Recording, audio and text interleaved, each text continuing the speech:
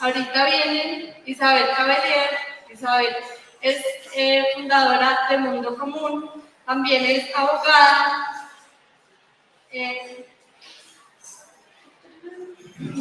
Es abogada, profesional en lenguajes y estudios culturales, ceramista y contadora de historias.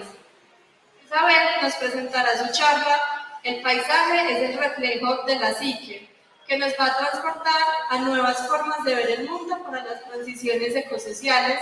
Entonces, es un placer tener a Isabel, tiene mucha experiencia en temas de regeneración y la invitación es que nos debemos regenerar la mente el día de hoy, las conexiones sociales y que podamos transportarnos junto a Isabel a una nueva forma de ver el mundo. Gracias.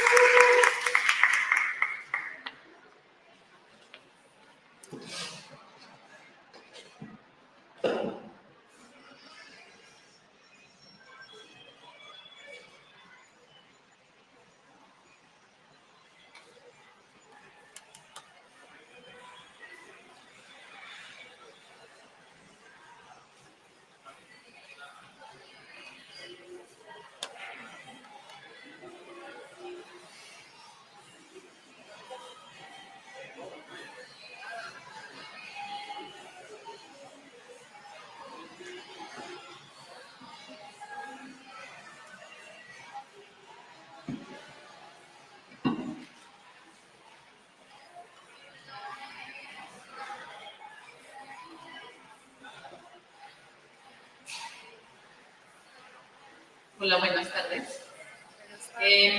Muchas gracias por esta invitación, qué gustazo estar aquí. No les voy a negar que se siente un poco extraño. Primero porque estamos compitiendo con la banda sonora y segundo porque les voy a contar una historia y ustedes están como por allá. No sé si se quieren hacer más acá, porque de pronto podemos entrar en una intimidad más interesante. Porque además es un poco extraño estar aquí como encima. Pero bueno, gracias por estar aquí, gracias Low Carbon City por invitarme. Hoy les voy a hablar sobre el pensamiento. Y lo primero que quiero hacer es dar las gracias a todos los linajes con los que pienso y soy, horizontales, verticales, para arriba, para abajo. En particular, esta historia, que es una historia entre varias otras, porque todas las historias son una historia entre otras, gracias a esa colección de retazos que voy a comentarles hoy, que les voy a susurrar hoy, la pienso mucho con varios autores contemporáneos y del siglo pasado, en particular con David Bohm, de quien es la frase "el pensamiento es real", que realmente inspiró todo lo que les quiero contar hoy. Pero también otros, Donna Haraway, Arturo Escobar. Yo tengo grandes lazos de pensamiento con todos ellos y todas ellas y quiero reconocer esa inspiración y ese pensar con. Bueno, esta historia, que es una entre otras y una colección de retazos, tiene además el reto de llamarles la atención después de almuerzo. Entonces espero que resulte interesante. Si se están aburriendo en un cierto punto, pues párense y hagan otra cosa y vuelvan. Si quieren guardar el celular, mejor.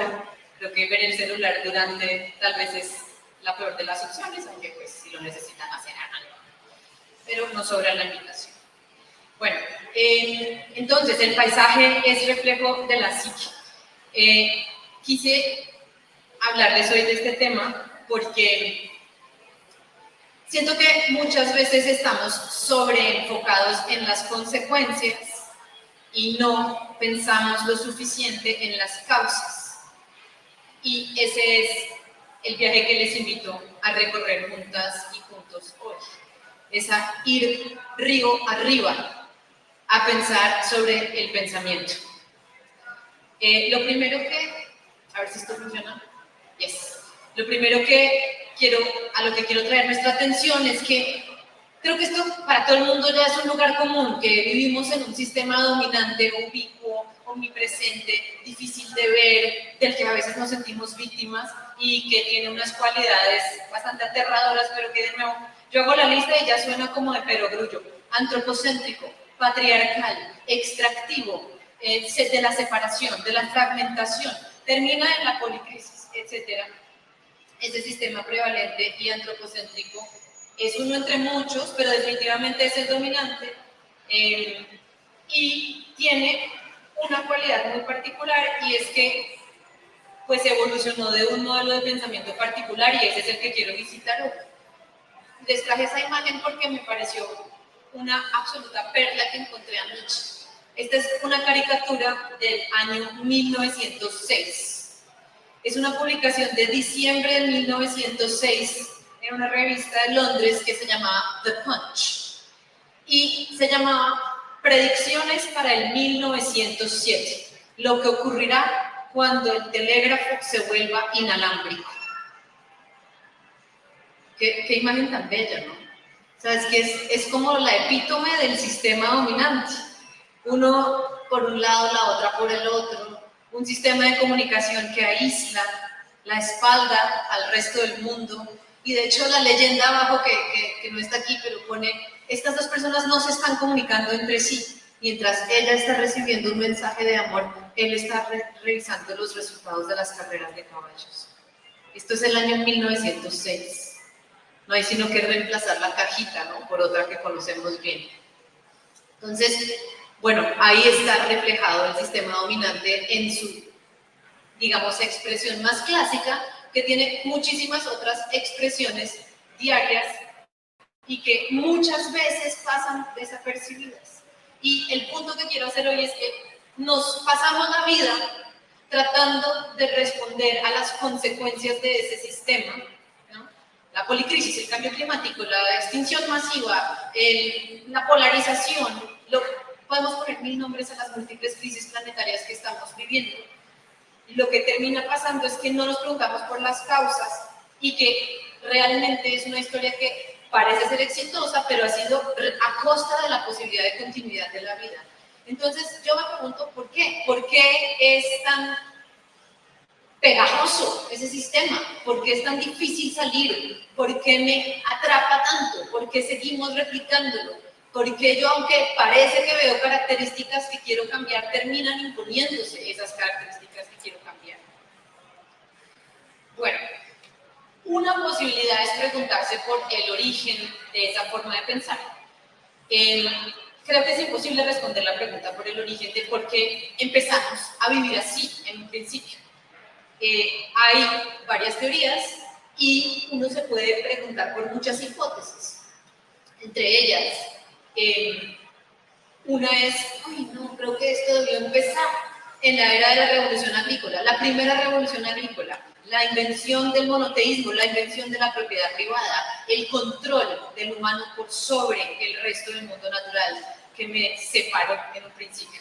La verdad, yo creo que no hay un solo origen y que posiblemente hay solo hitos en una evolución del pensamiento, ese siendo uno, entre otros. Pero lo que sí podemos hacer es rastrear en la historia más reciente cuáles son los hitos que han determinado que ese sistema, esa forma de vivir, se vuelva tan difícil de cambiar. Eso es lo que es más interesante. ¿Por qué es tan difícil de cambiar? En la historia reciente, miles de años después de la primera revolución agrícola, digamos, es uno de los hitos críticos de la evolución de ese pensamiento, que le voy a poner entre comillas occidental, y entre comillas porque Occidente es una categoría bastante poco útil para pensar con ella, pero vamos a usarla por ahora porque en este caso es útil. La historia del pensamiento occidental, que es la que determinó el sistema dominante, pasó por un momento muy crítico, y hay dos pensadores que quiero traer a colación. El primero, Galileo Galilei. Casi siempre veneramos a Galilei porque tiene unas invenciones y unos conceptos fantásticos. Pero Galileo hizo una cosa que pasa desapercibido. Y es que él dijo, solo lo medible es real. Solo lo que yo puedo expresar en términos matemáticos es real. Fíjense lo increíblemente poderoso de ese postulado. Lo que hace es reducir lo infinito al mundo finito, medible, ¿sí? Todo lo otro, dice, son cualidades caprichosas y subjetivas. No cuentan en la investigación. De ahí, posteriormente, otro pensador muy famoso, todos seguro han oído hablar, todas, es Descartes, que dice, pienso, luego existo, ¿no? Cogito, ergo sum. Pienso, luego existo, y por lo tanto, ¡pum!, en ese momento separa la mente del cuerpo, la razón de la intuición. Lo único que es válido es que yo pueda con la razón percibir la realidad, y esa es la única realidad objetiva, ¿no? Ese es el momento, digamos, origen históricamente de lo que hoy en día se llama la revolución científica, que es una de las revoluciones, entre varias, pero una revolución importante para explorar la pregunta que les estoy invitando a que exploremos, y es la pregunta de por qué es tan difícil salir de este sistema.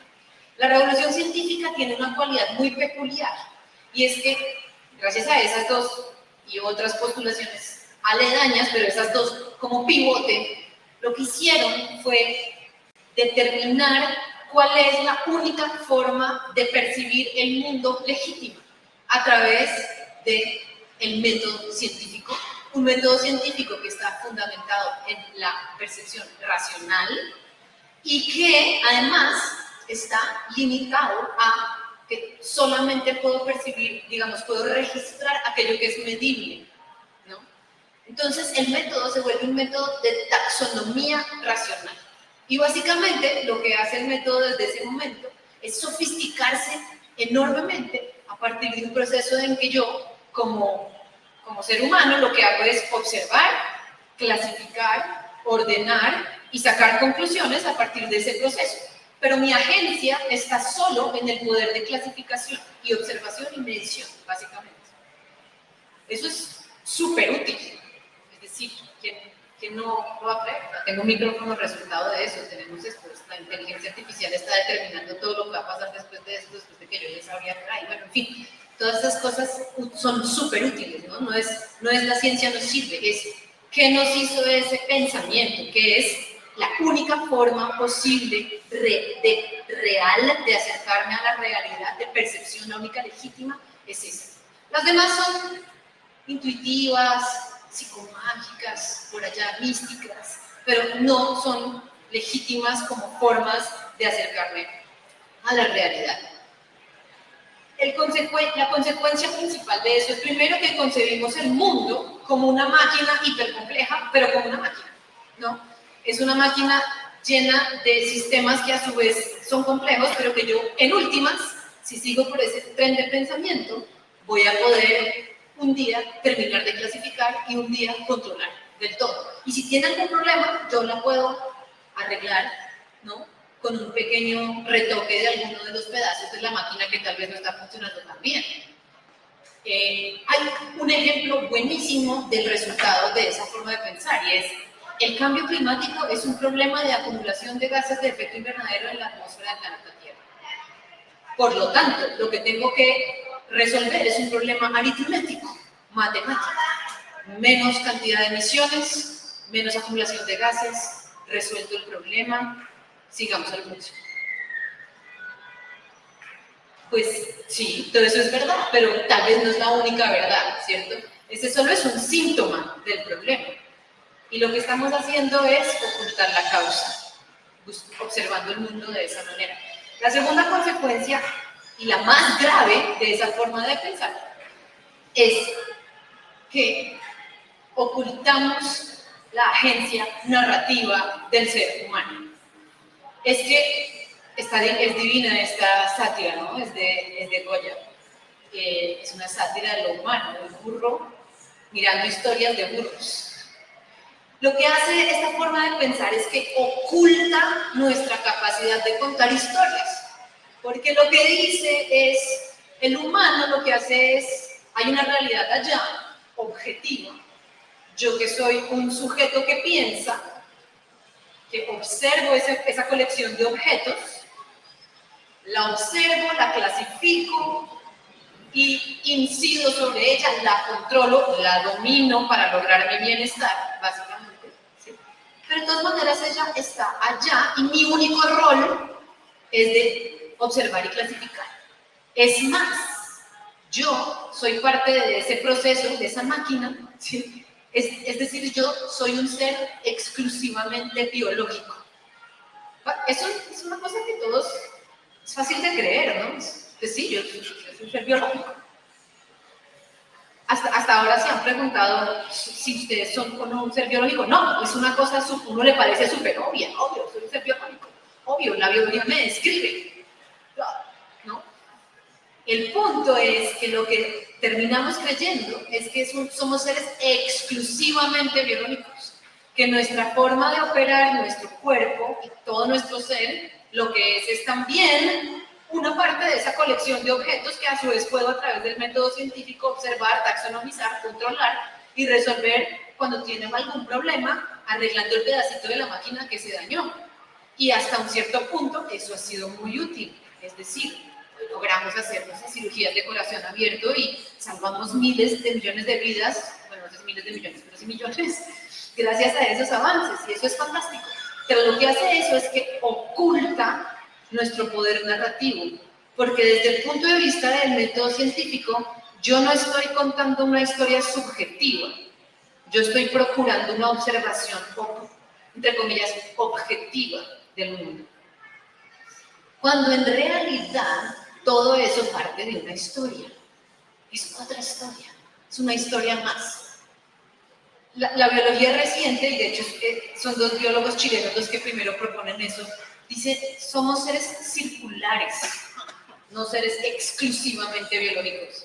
Silvia Winter y Catherine McKittrick dicen de una forma muy linda, somos como narrants, que es la inspiración de esta diapositiva, somos seres contadores de historias, que contándonos una historia nos contamos que somos seres exclusivamente biológicos y por lo tanto ocluimos, escondemos nuestra capacidad para contar historias. En otras palabras, es una historia que niega la capacidad de cambiar la historia, porque me pone a mí en un lugar de exclusivamente observar. Aquí está el kit del asunto. Nos borramos nuestra capacidad para el mito dentro de ese sistema dominante. Lo convertimos en algo secundario y olvidamos que estamos viviendo dentro de ese mito y que no podemos cambiar.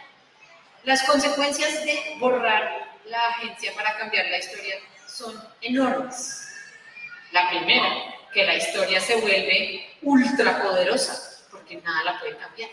La única forma legítima de hablar de la realidad es esa forma en la que yo solo puedo describir objetivamente, pero no, y digamos puedo arreglar como un relojero las piezas de un sistema mecánico. Se vuelve esa la única forma legítima. Otras formas, no.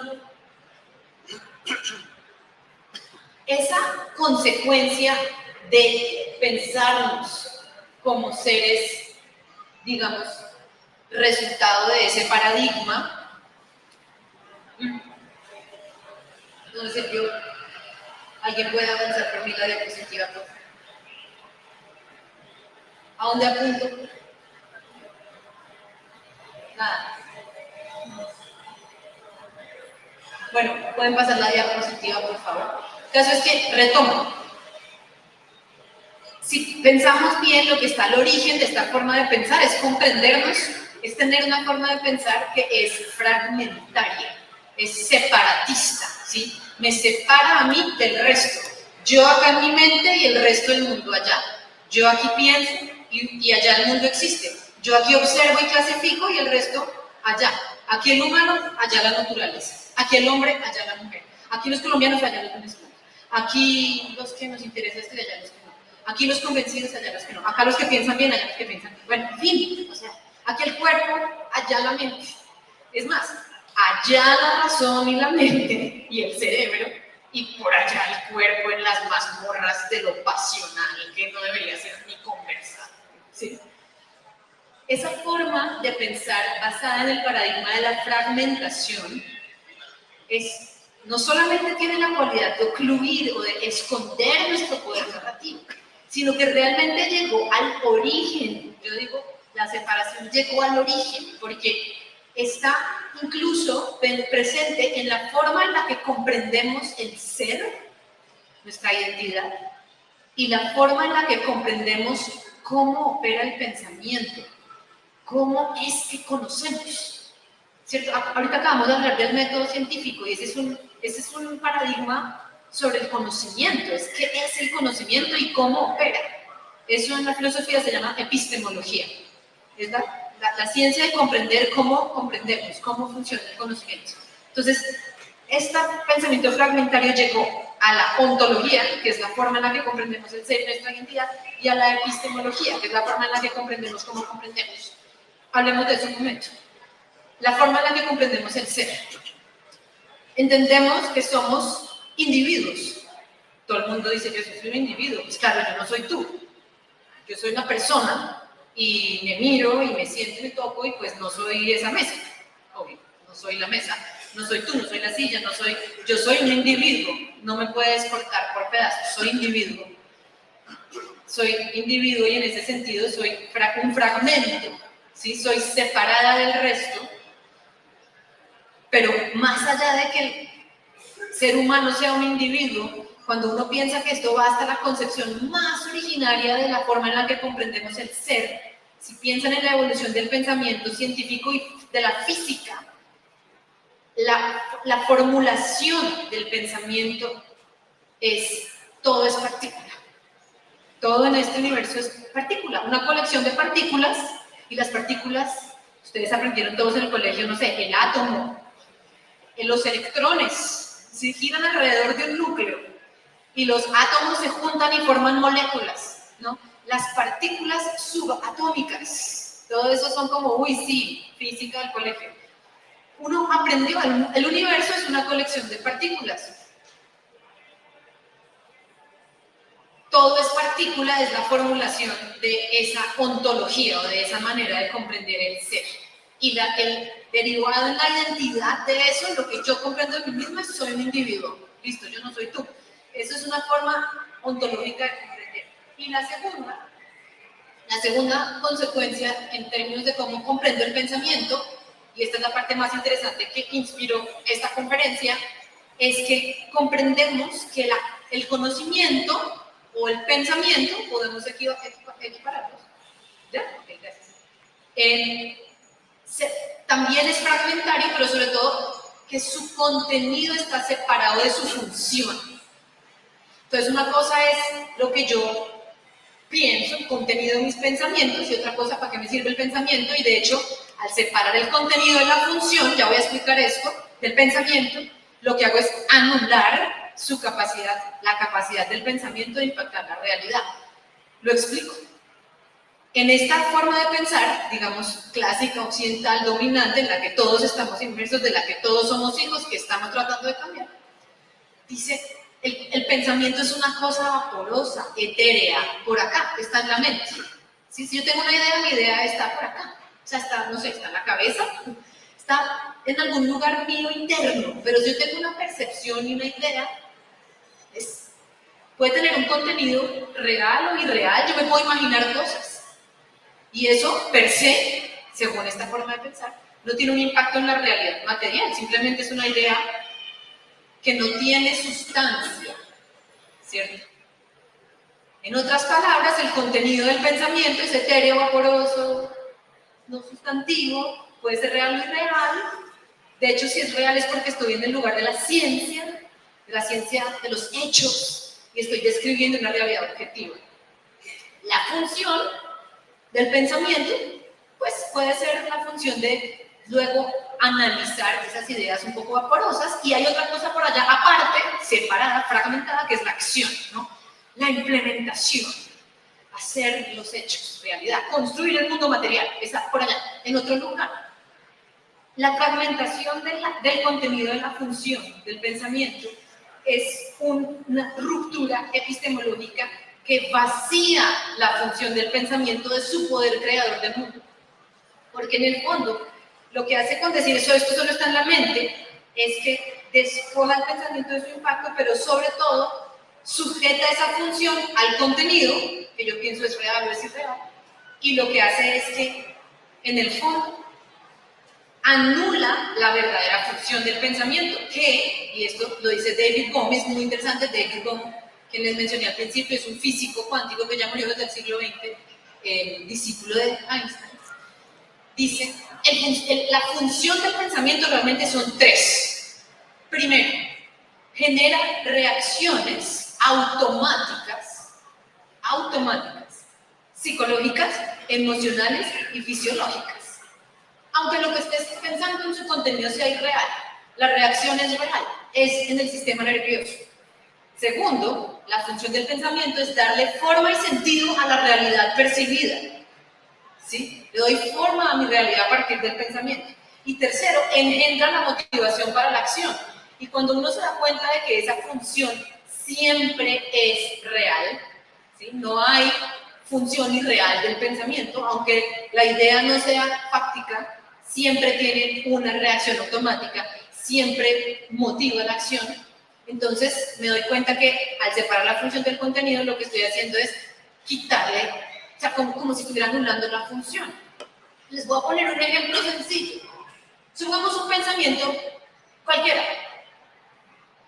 Yo debería progresar en mi carrera profesional. ¿Una vez han tenido ese pensamiento? Yo debería progresar en mi carrera profesional. Es que estoy un poco estancada, la verdad.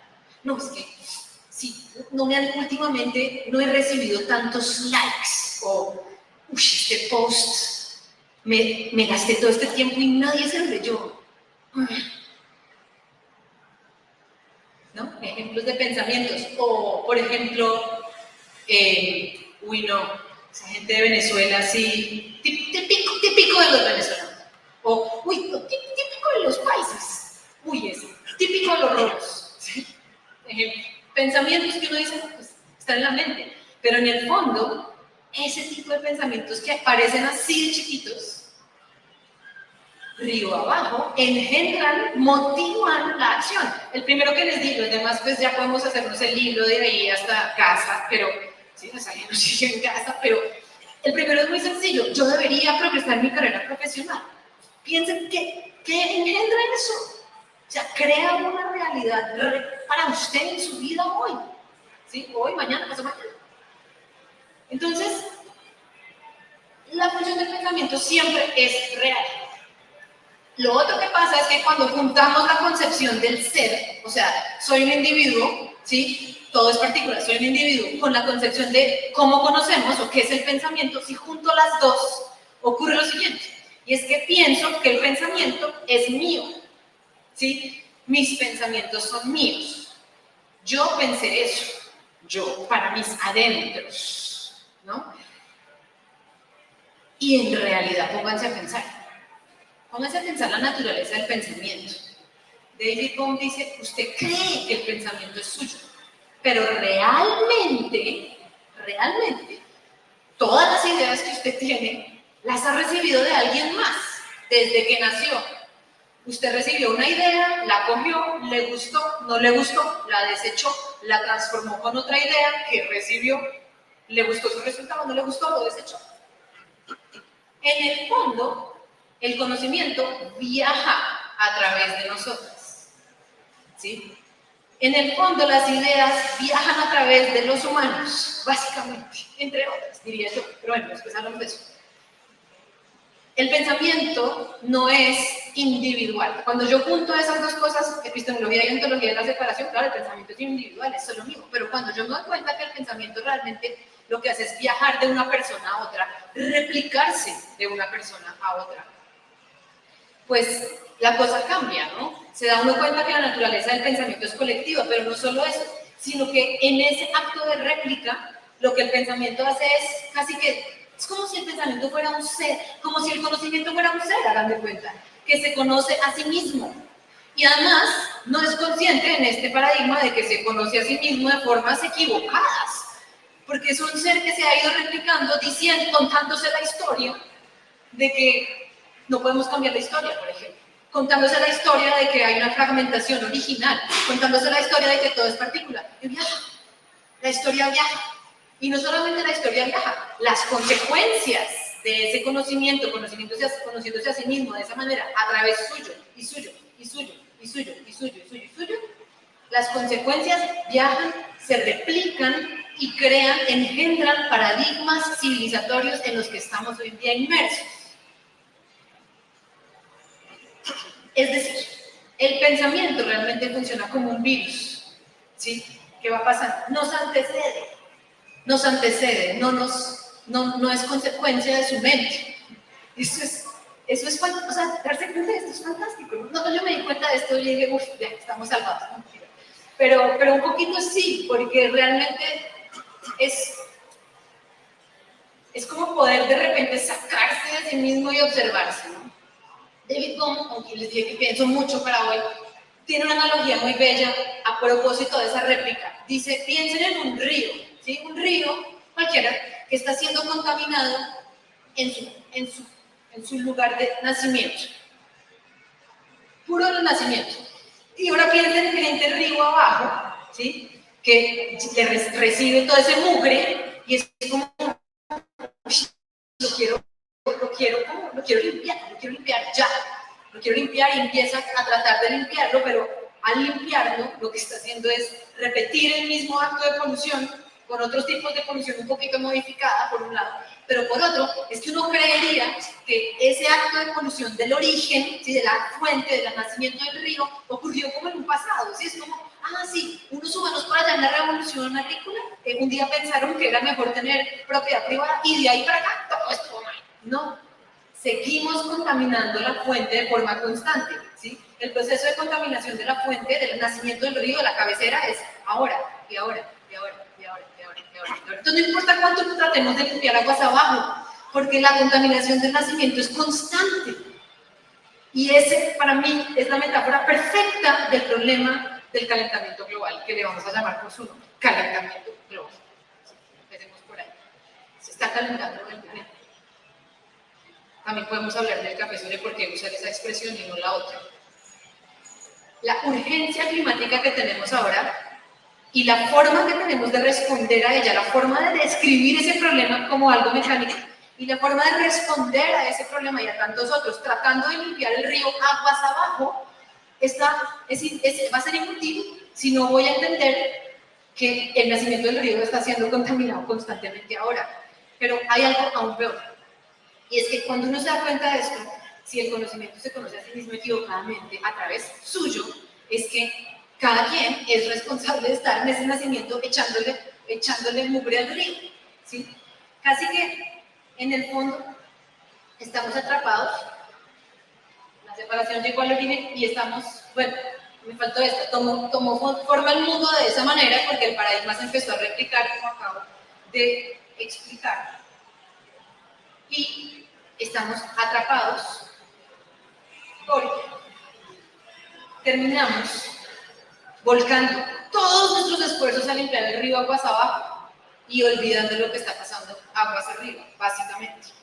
Y cada persona es responsable, pero además, uno se ve como víctima de un sistema gigante, ¿sí? Es como, yo que sí pienso bien, es que esta gente por allá que piensa horrible, es que la gente que realmente todavía quiere tener energía fósil, es que piensan, es que ellos son los equivocados, ellos allá, yo acá, yo sí estoy pensando bien y voy a reducir emisiones de gases de efecto invernadero, lo que sea, ¿sí?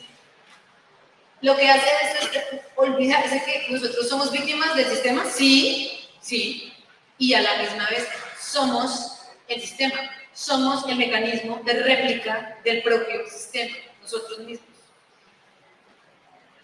La forma en la que el sistema, en la que se crean paradigmas cuando uno comprende que el contenido del pensamiento y su función son una sola cosa,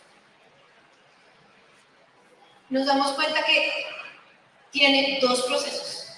Un proceso es, David Bohm lo llama fenomenológico, o sea, perceptual, sensible, y ocurre antes de que yo tenga conciencia de la experiencia, ya lo heredé, lo estoy heredando a través de ese proceso de réplica del pensamiento. Y otro, el segundo proceso de crear un paradigma, ocurre en colectivo.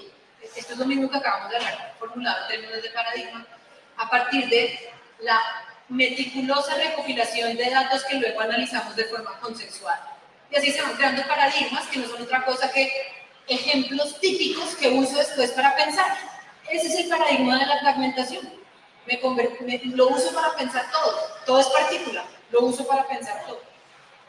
A partir de esos paradigmas, lo que hacemos es crear tecnologías y artefactos que construyen el mundo, básicamente. El mundo material real. O sea, parece que yo les estoy hablando para allá, no, yo estoy hablando del mundo material real como está creado hoy. Y esas consecuencias son consecuencias que se originan en nuestra forma de comprender quiénes somos, los humanos, y cómo pensamos. Razón por la cual les vine a hablar de eso, porque no es menor. Esta frase pues lo dice todo, ¿no?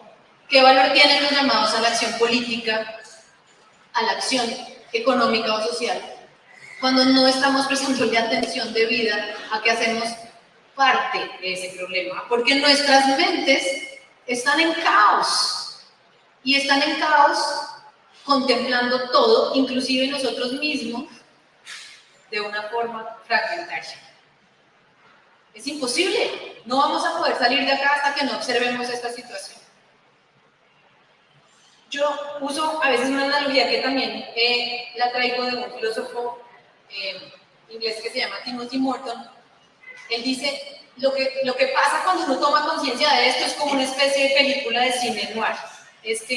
No sé si conocen ese género, que es cuando un detective está buscando su criminal, ¿no? Y entonces se va y busca y dice, por acá va la pista, lo voy a encontrar. Y está uno en el clímax de la escena cuando de pronto, ¡pum!, se da cuenta que el criminal es él mismo. ¿Sí? Entonces, eso es lo que yo siento que nos pasa a nosotros. Es como, uy, yo necesito entender este problema, porque lo tengo que resolver. Y me voy de detective, y aprendo, y estudio, y me leo todo el informe del IPCC, y doy toda la vuelta, y me leo a TV, y todo, llego al fondo, y es como, soy yo. Sí, es como, soy yo misma.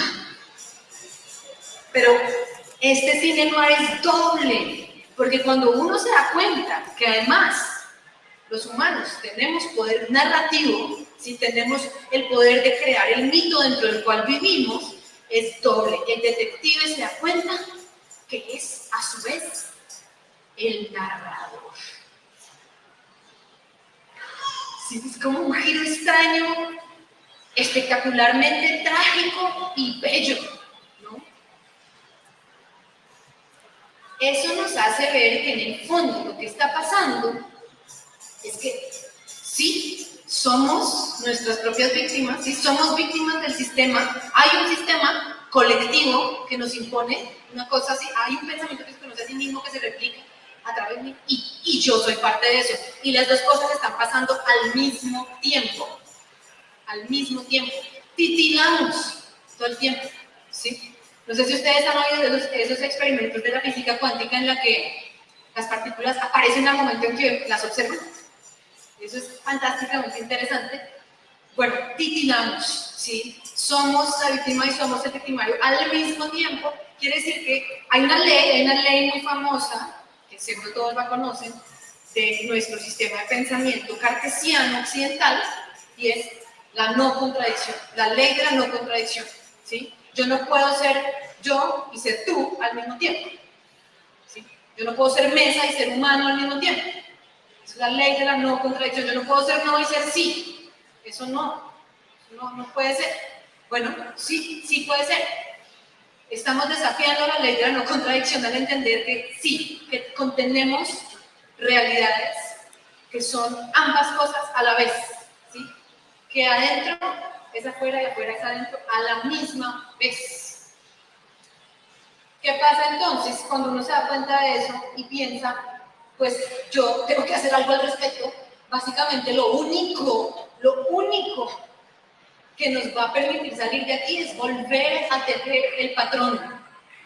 Tenemos que salir del patrón y nos vamos a resbalar 1000 veces. Arturo Escobar tiene un concepto muy bello que se llama el de los resbalones.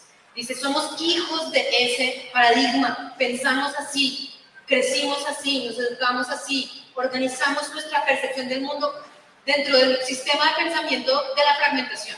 Por lo tanto, nos vamos a resbalar muchas veces. Pero lo que hay que hacer es convertir cada resbalón en un acto en que yo logro observarlo y retener el patrón.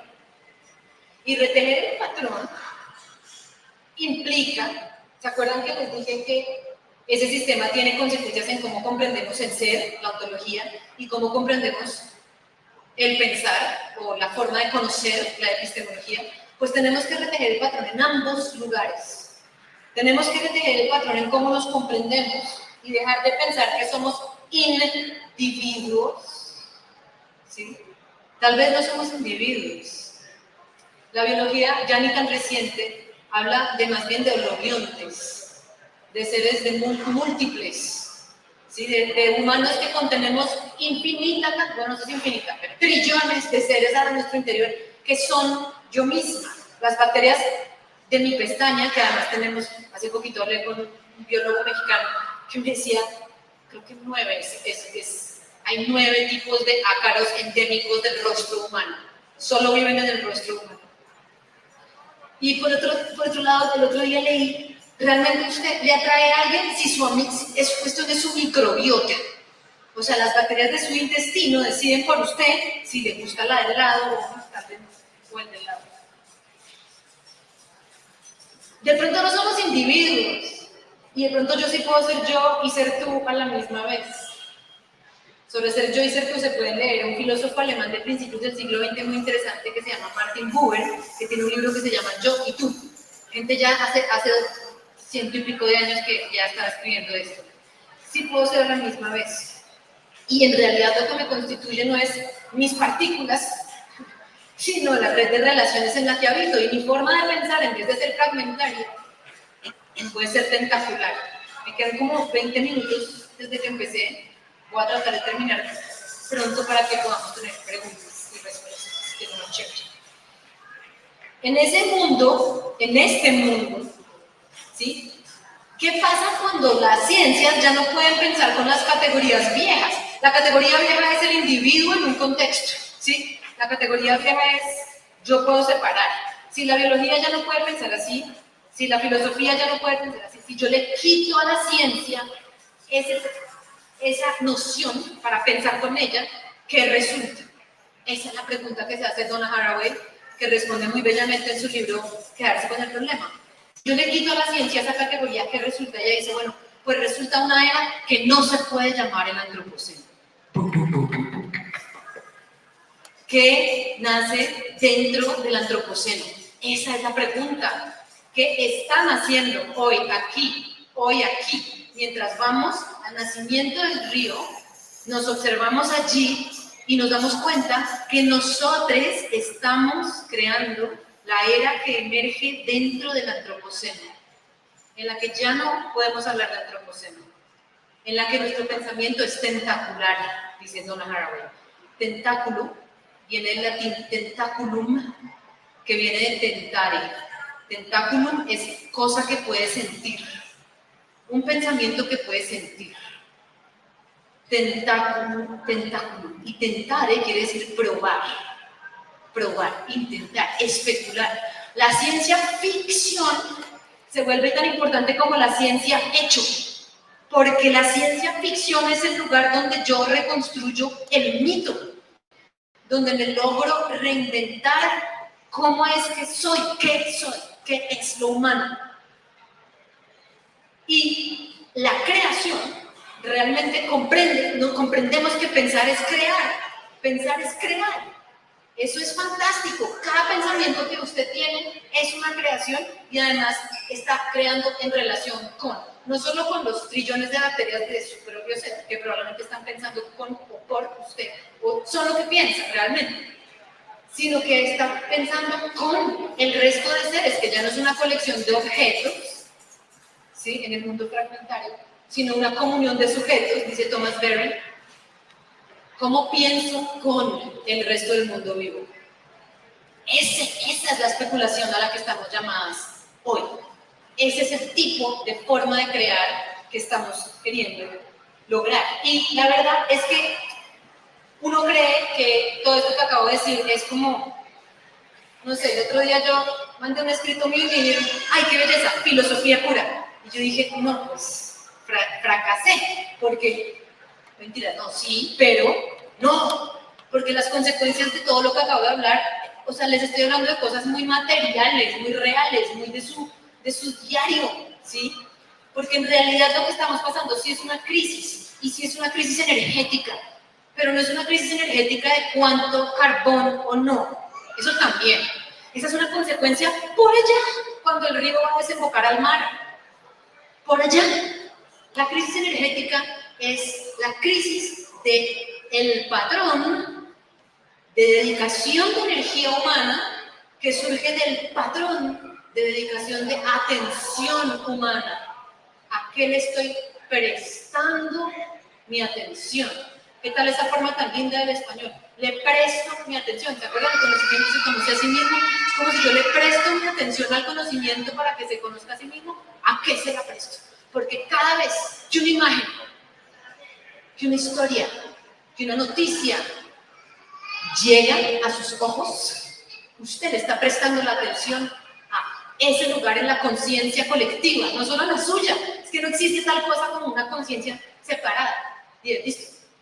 Por eso es que es tan fundamental que nos vuelve a dejar de funcionar. Si la puedes pasar, por favor, y no nos demoramos tanto.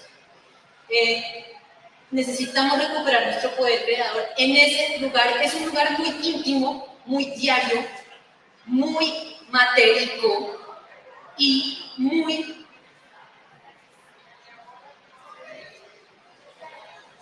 como muy propio.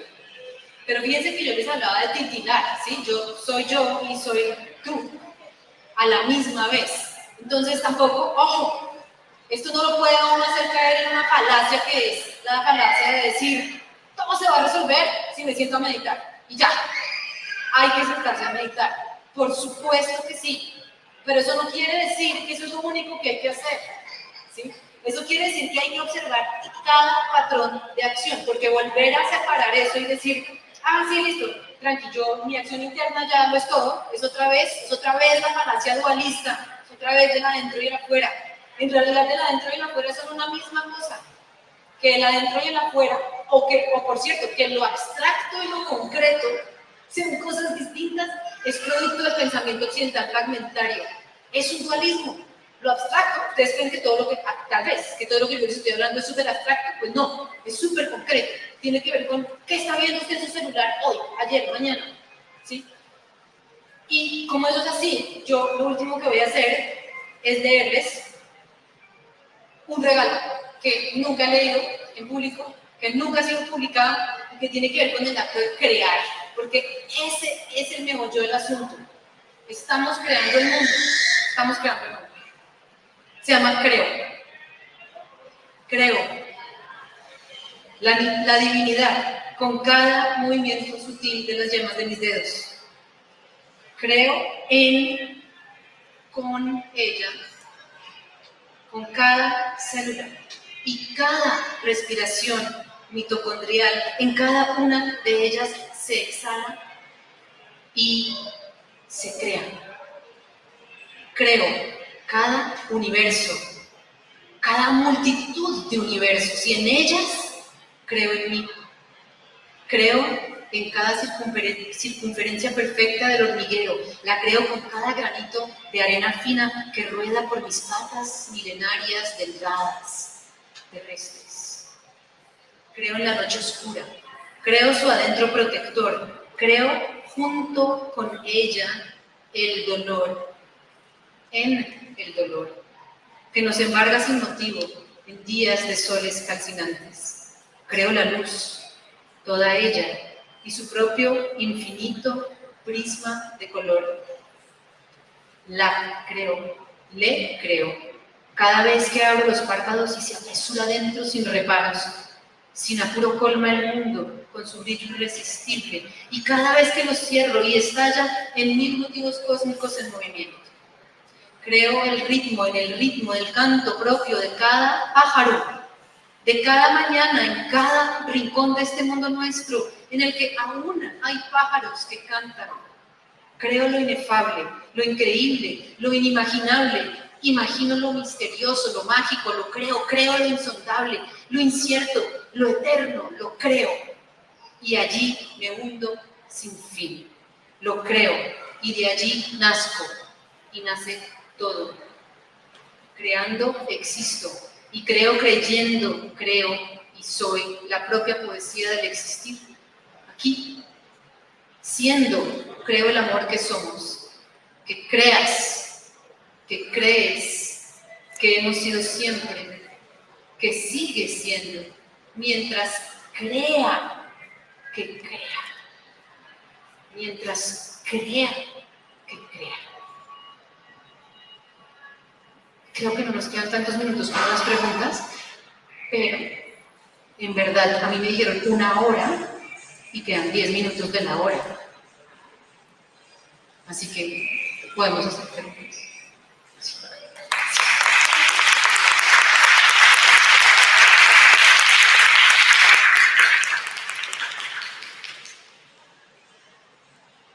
Yo creo que no necesitamos micrófono, ¿cierto?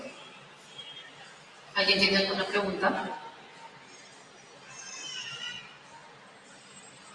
Hola. Bueno, gracias Isabel por esta conversación tan poderosa. Yo quería comentar, preguntar acerca del lenguaje. El lenguaje es como una base entre el pensamiento y la realidad, una manera de materializar esas ideas que mencionabas.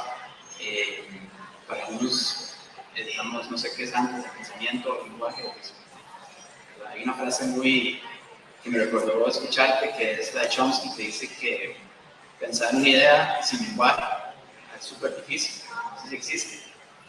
Entonces, y bueno, y hablando de esta cuestión de generar nuevos mitos, ¿verdad? Mitos que nos ayuden a conectar con la tierra, con nosotros mismos, con nuestros cuerpos. Pienso que una manera puede ser darle espacio a esos lenguajes no humanos, ¿verdad? Que nos rodean, que están diciendo, expresando constantemente. Entonces, nada más quería saber qué opinas de eso, ¿no? Sí. Me encanta la pregunta, porque yo estudié lenguaje. Y mi maestra me leyó hace poco y me dijo, lo que tú le dices pensamiento, realmente yo le digo lenguaje. Porque, pues, después del giro lingüístico, que es el gran momento filosófico en el que dimos de vuelta a la comprensión de lo que es el lenguaje, tradicionalmente el lenguaje se comprendía como una herramienta de comunicación, como yo primero pienso, después pongo eso en un lenguaje, y eso me sirve para comunicar un pensamiento. En otras palabras, el pensamiento antecede el lenguaje, y yo antecedo el pensamiento, supuestamente. Acabamos de ver que eso no es así, yo no antecedo el pensamiento, pero el giro lingüístico lo que hizo fue decir, realmente no existe pensamiento sin lenguaje. El lenguaje es la herramienta perceptual que permite crear el mundo. No es una capa entre tu pensamiento y el mundo. Sin lenguaje no hay mundo perceptible, hay manchas. Literalmente, es aquello que permite organizar tu percepción para fijar una realidad que en su esencia es perfectamente móvil. No sé si alguna vez ustedes se han leído el cuento de Funes de Borges, de Funes el Memorioso. Funes recuerda absolutamente todo. Y es buenísimo porque Funes no puede contar nada sin demorarse lo mismo que duró lo que vivió. ¿Sí? Entonces cuando Funes va a contar un día, pues se demora un día contando el día. Es bellísimo ese cuento, pero es muy bueno para ilustrar este punto, y es, no hay manera de tú fijar una realidad infinita. Funes, la razón por la cual traigo a Funes es porque Funes veía el perro que pasó por su ventana con la sombra de Gárgola a las 3:10, diferente al perro que pasó por su ventana a las 3:10 y 10 segundos. En realidad, Funes no puede existir, porque la realidad necesita ser fijada, y para fijarla necesito categorías. Por eso es que en el fondo, la fragmentación fue necesaria. ¿Sí? Uno necesita poder pensar en categorías. El problema es habernos creído el cuento de que esa era la estructura básica de lo real. Entonces, mi respuesta para ti es que el lenguaje es esencial, y el lenguaje no humano, que a lo mejor ya estábamos comentando sobre eso, absolutamente a la frontera de la exploración. Es decir, sabemos ya que los lenguajes no humanos hacen sentido que hay seres no humanos, es decir, todo el mundo, que es una comunión de sujetos, hace sentido, crea sentido. Por eso es que el pensamiento tentacular es pensar y ser con, guión con, pienso con. No es pensar sobre las ballenas, no es habitar el mundo compartido en armonía con otros seres, es ser guión con otros seres. Ya no puedo ser yo solo, siempre es ser con.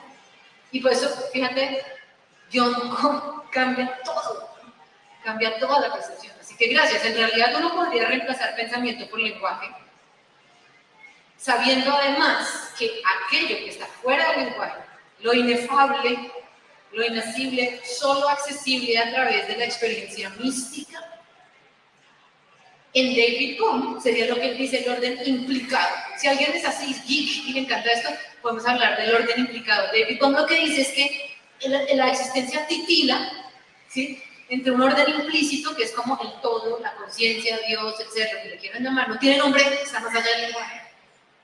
Y de allí titila al orden explícito o explicado, que es lo matérico, pero incluyendo los fotones, o sea, todo lo que llamamos todo es partícula. En el fondo es un flujo, es un palpito. Y cada una de las partes, que llamamos todo es parte, que ya sabemos que es una falacia, en el fondo es un holograma, contiene el todo. Cada parte contiene el todo. Por eso lo de Galileo es tan castrante, porque reduce lo infinito a lo medible. Y en el fondo cada uno contiene el infinito. Cada uno contiene el infinito.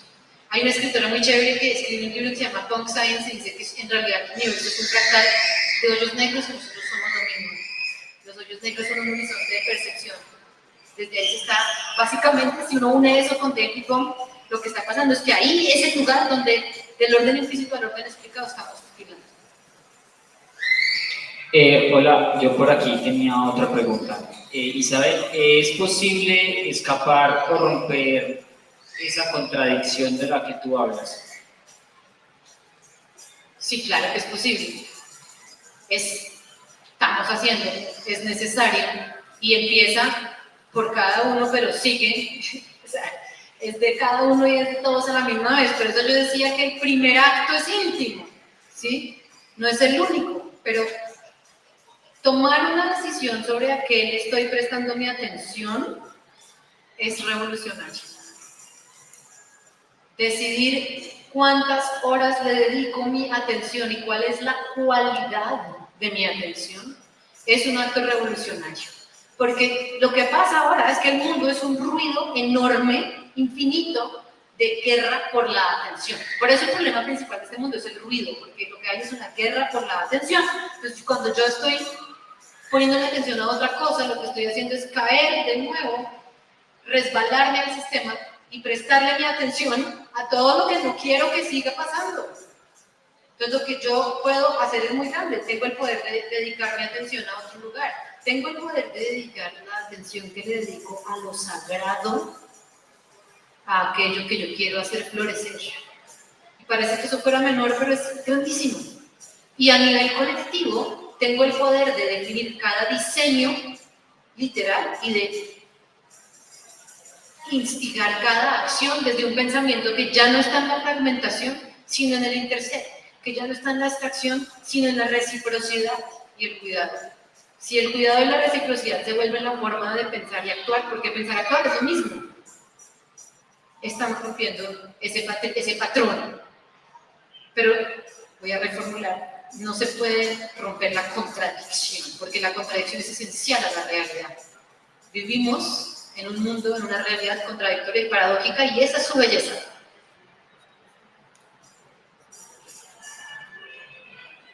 Bueno, podemos yo creo que pasar al panel, a menos que alguien tenga otra pregunta. Y ahora sí, quedan 2 minutos del tiempo de la hora que estaba prevista.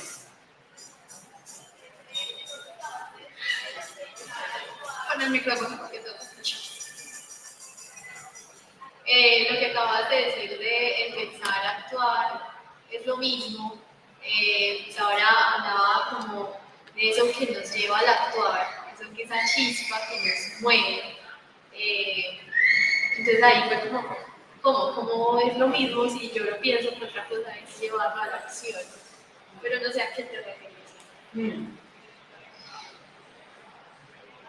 En una visión del mundo fragmentaria, una cosa es lo que yo pienso, etéreo, y otra cosa es lo que yo actúo, matérico. En una visión del mundo en donde yo comprendo que eso es un todo, me doy cuenta que el pensamiento que yo creía etéreo tiene consecuencias inmediatas. Por eso hay que cuidar mucho la conciencia y el pensamiento. Es un lugar que tiene que estar limpio, porque uno cree que uno tiene pensamientos que no le gustan tanto y pues simplemente los cultiva, pero dice no pasa nada porque en realidad no estoy actuando sobre ellos. Pero tenerlos ya hace parte del proceso de la conciencia de viajar a través tuyo. Por eso es que pensar actuar en el fondo es lo mismo. No quiero decir que sea lo mismo sentarse a meditar o salir a hacer algo, ¿no? Obviamente, pero en otras palabras, el movimiento que ocurre es una misma línea de movimiento.